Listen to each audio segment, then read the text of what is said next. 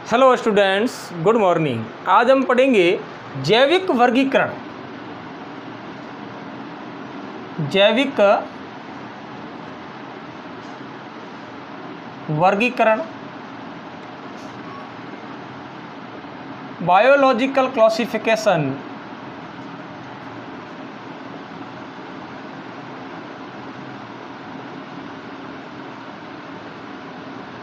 क्या होता है जैविक वर्गीकरण?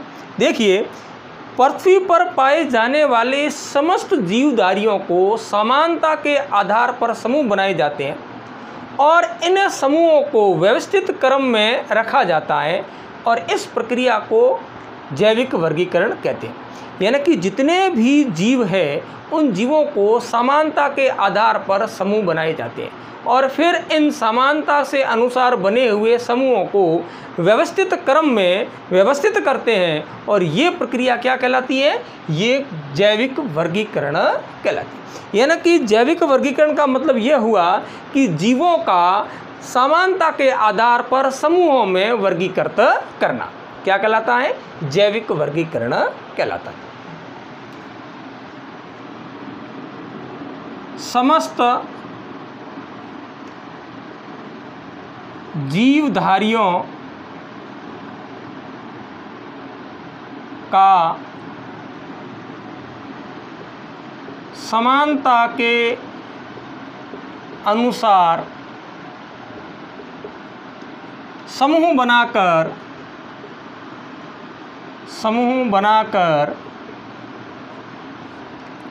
व्यवस्थित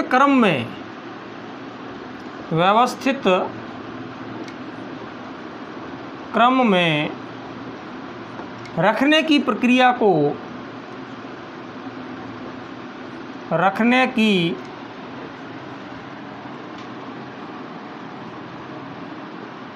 को जैविक वर्गीकरण कहते हैं। जैविक वर्गीकरण कहते हैं। प्रत्येक जीव को समानता के अनुसार उन्हें एक समूह में रखा जाता है और उनमें पाई जाने वाली भिन्नता के अनुसार उन्हें समूह से पृथक किया जाता है। ठीक है ना? तो इस प्रकार से जो समूह बनते हैं उन्हें एक व्यवस्थित क्रम में व्यवस्थित करने की जो व्यवस्था होती है वो क्या कहलाती है? जैविक वर्गीकरण कहलाती है। जैविक वर्गीकरण क्यों किया जाता है, या हम ये कहें कि जैविक वर्गीकरण की आवश्यकता क्या है? ठीक है ना? तो हम देखते हैं जैविक वर्गीकरण की आवश्यकता। वर्गीकरण की आवश्यकता क्या आवश्यकता है? वर्गीकरण की वर्गीकरण क्यों करना पड़ता है?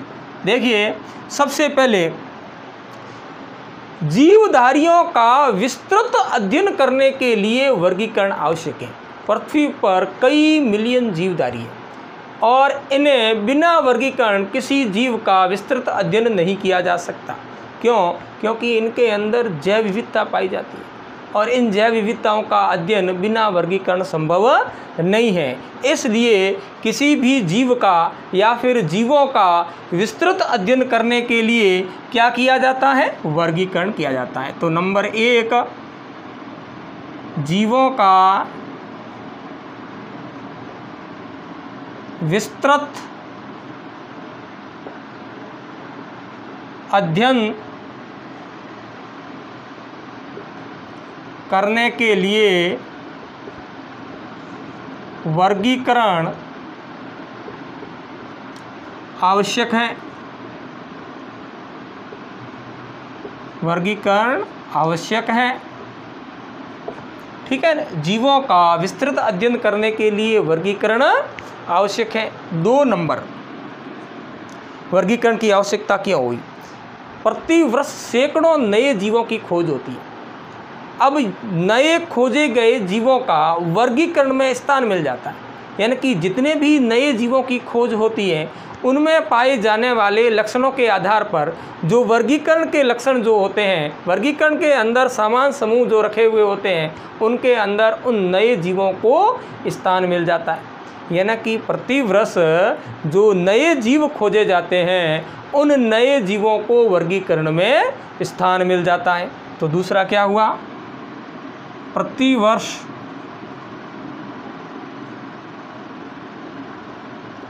सैकड़ों नए जीव खोजे जाते हैं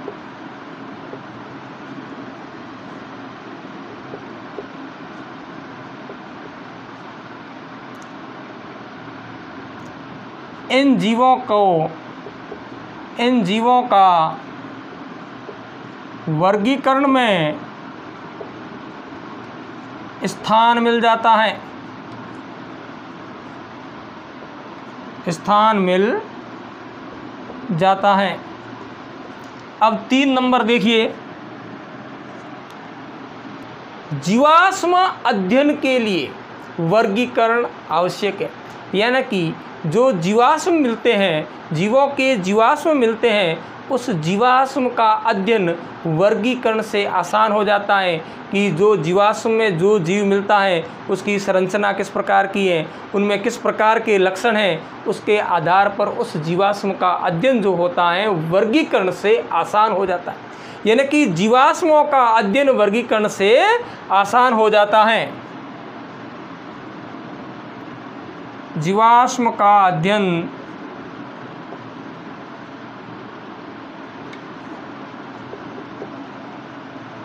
वर्गीकरण से आसान हो जाता है।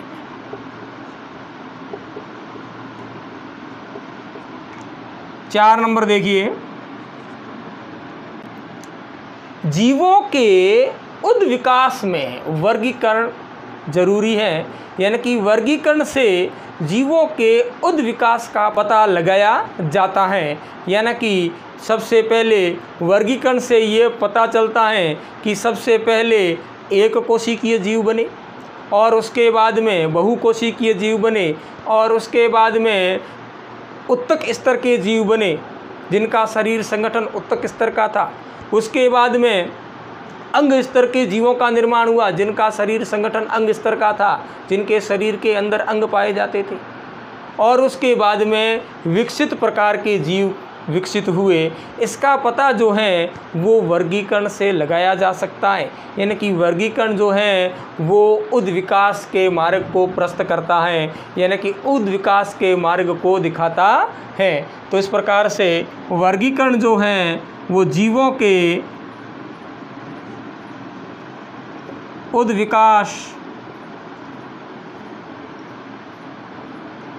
का पता लगाने में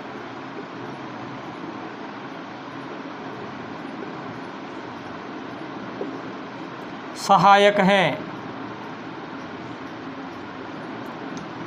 उद विकास का पता लगाने में सहायक हैं या फिर उद विकास के मार्ग को प्रस्तुत करता है, उद विकास के मार्ग को बताता है। यानी कि जीव का किस प्रकार से विकास हुआ है, इस विकास का पता जो है वो हम वर्गीकरण पद्धति से लगा सकते हैं। अब हम देखते हैं वर्गीकी टैक्सोनॉमी क्या है।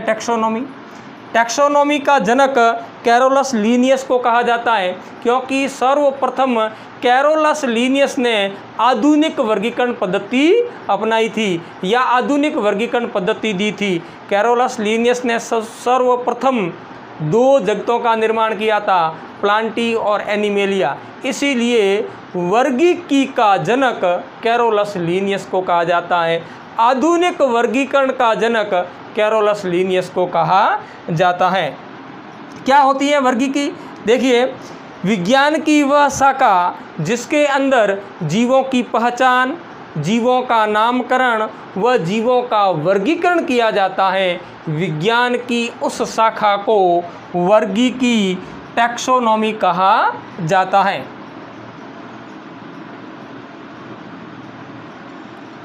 वर्गीकी का जनक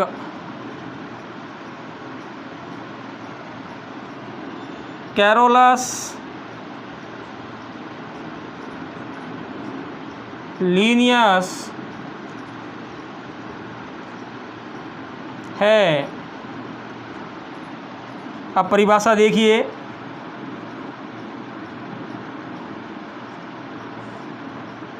विज्ञान की वह शाखा, विज्ञान की वह शाखा जिसमें जीवों का नामकरण, पहचान व वर्गीकरण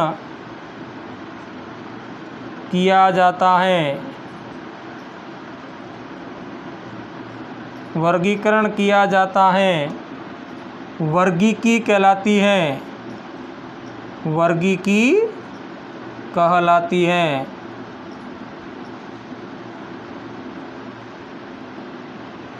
अब देखिए, वर्गीकरण पद्धति या वर्गीकी विज्ञान, वर्गीकी विज्ञान या वर्गीकरण पद्धति, वर्गीकरण पद्धति सिस्टेमैटिक्स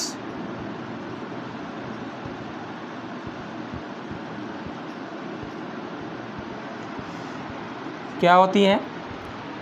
सिस्टेमैटिक्स शब्द लैटिन शब्द सिस्टमा से बना है और जिसका अर्थ होता है जीवों की नियमित व्यवस्था, जीवों की नियमित व्यवस्था। तो इसकी परिभाषा क्या है वर्गीकरण विज्ञान की? देखिए, विज्ञान की वह शाखा जिसके अंतर्गत जीवों की पहचान, जीवों का नामकरण, जीवों का वर्गीकरण व उनके मध्य विकासीय संबंधों का अध्ययन किया जाता है, तो विज्ञान की उस शाखा को वर्गीकरण पद्धति या वर्गीकी विज्ञान कहा जाता है। ठीक है ना? तो मैं लिख लेता हूँ यहाँ, सिस्टेमैटिक्स लैटिन शब्द सिस्टोमा से बना है,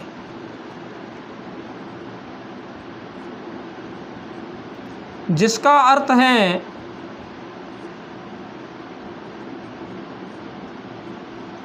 जीवों की नियमित व्यवस्था, जीवों की नियमित व्यवस्था, यानी कि जीवों की नियमित व्यवस्था। सिस्टम का अर्थ जीवों की नियमित व्यवस्था होता है। अब परिभाषा देखिए,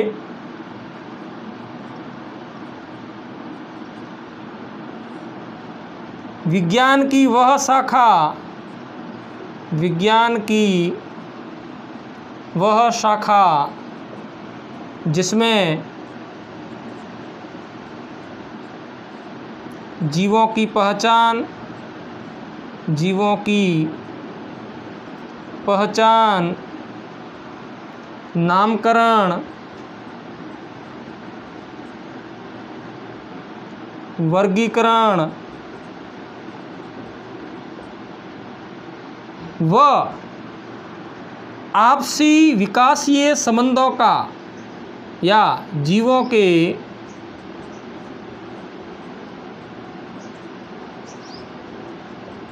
विकासीय संबंधों का,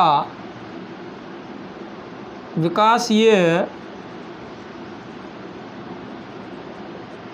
संबंधों का अध्ययन किया जाता है, अध्ययन किया जाता है। क्या कहलाती है? वर्गीकरण पद्धति कहलाती है, वर्गीकरण पद्धति कहलाती है। वर्गीकी और वर्गीकरण पद्धति या वर्गीकी विज्ञान दोनों पर्यायवाची शब्द है। अब हम देखते हैं वर्गीकी पदानुक्रम। वर्गीकी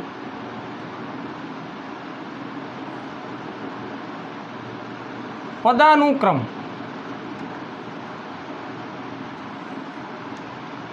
वर्गीकरण एकल पद नहीं होता, वर्गीकरण के कई पद होते हैं और ये पद एक विशेष क्रम में व्यवस्थित होते हैं। प्रत्येक पद को सवर्ग कहा जाता है। जैसे देखिए, सबसे पहला जो सवर्ग होता है वो होता है जगत, किंगडम, और जगत के बाद में होता है संघ, फाइलम। अगर पादप है तो प्रभाग, डिवीजन। उसके बाद में सवर्ग जो होता है वो होता है वर्ग, क्लास। और उसके बाद में जो होता है वो होता है गण, ऑर्डर। और उसके बाद में जो सवर्ग होता है वो होता है कुल, फैमिली। और उसके बाद में जो सवर्ग होता है वो होता है वंश, जीनस। और अंतिम सवर्ग जो होता है जिसमें सबसे कम भिन्नता पाई जाती है और सबसे अधिक समानता पाई जाती है वो होता है जाति, स्पीसीज। ठीक है ना। तो ये क्या है, ये वर्गीकरण के पद है, ये वर्गीकरण के पद है। और प्रत्येक पद को क्या जाता है, सवर्ग कहा जाता है। प्रत्येक पद को क्या कहा जाता है, सवर्ग कहा जाता है। ठीक है ना। तो ये सवर्ग जगत, सवर्ग संघ, सवर्ग वर्ग, सवर्ग गण, सवर्ग कुल, सवर्ग वंश और सवर्ग जाति, ये सभी जो पद है वो सवर्ग कहलाते हैं। और ये पद जो होते हैं एक विशेष क्रम में व्यवस्थित होते हैं और इन सभी समस्त सवर्गों को वर्गीकरण पदानुक्रम कहते हैं। वर्गीकरण पदानुक्रम कहते हैं। ठीक है ना। इस प्रकार से इन सभी को क्या कहते हैं, वर्गीकरण पदानुक्रम। क्यों कि ये सभी सवर्ग मिलकर क्या बनाते हैं, वर्गीकरण करते हैं। सवर्ग मिलकर क्या बनाते हैं, वर्गीकरण पदानुक्रम बनाते हैं। ठीक है ना। इस प्रकार से इसे क्या कहा जाता है, इसे वर्गीकरण पदानुक्रम कहा जाता है। देखिए, वर्गीकरण एकल पद नहीं है,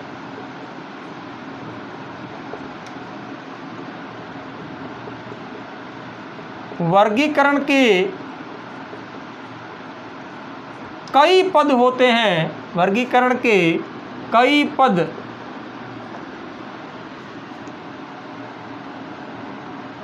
होते हैं। ये पद विशेष क्रम में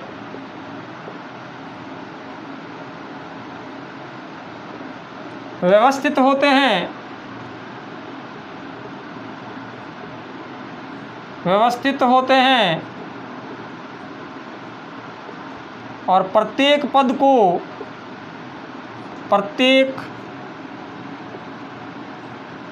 को क्या कहते हैं, सवर्ग कहते हैं, सवर्ग कहते हैं।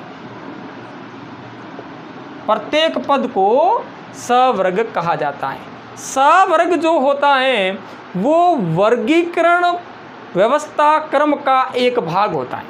वर्गीकरण व्यवस्था क्रम का एक भाग हो जाता है या एक भाग बनता है या एक भाग बनाता है, इसलिए इसे वर्गीकी सवर्ग कहा जाता है। यानी कि ये क्या है, वर्गीकी सवर्ग। ये क्या है, वर्गीकी सवर्ग। ये क्या है, वर्गीकी सवर्ग।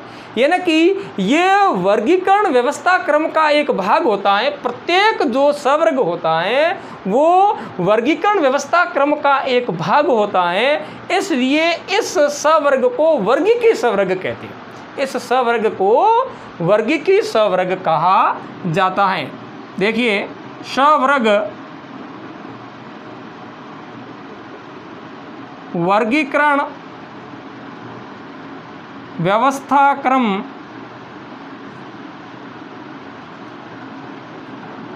का भाग होता है।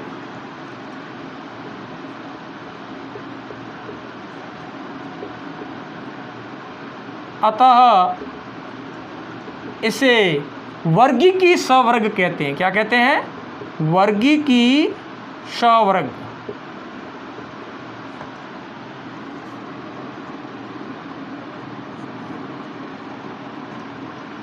वर्गीकी सवर्ग कहा जाता है। ये वर्गीकी सवर्ग जो होते हैं ये एक व्यवस्थित क्रम में व्यवस्थित होकर वर्गीकी पदानुक्रम का निर्माण करते हैं। वर्गीकी सवर्ग एक विशेष क्रम में व्यवस्थित होकर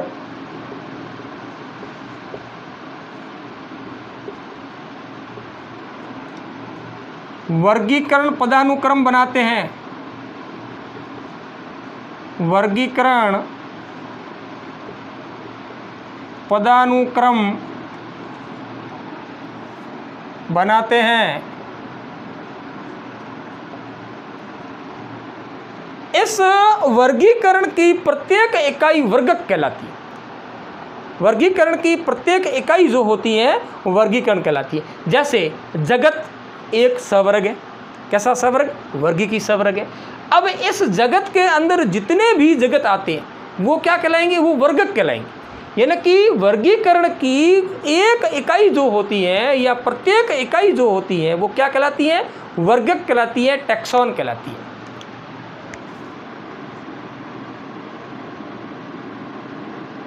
वर्गीकरण की प्रत्येक इकाई क्या कहलाती है?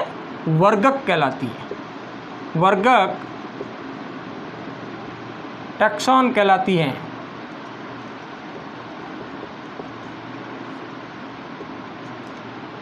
वर्गीकरण की प्रत्येक इकाई जो होती है वो क्या कहलाती है? वर्गक कहलाती है। वर्गीकरण पदानुक्रम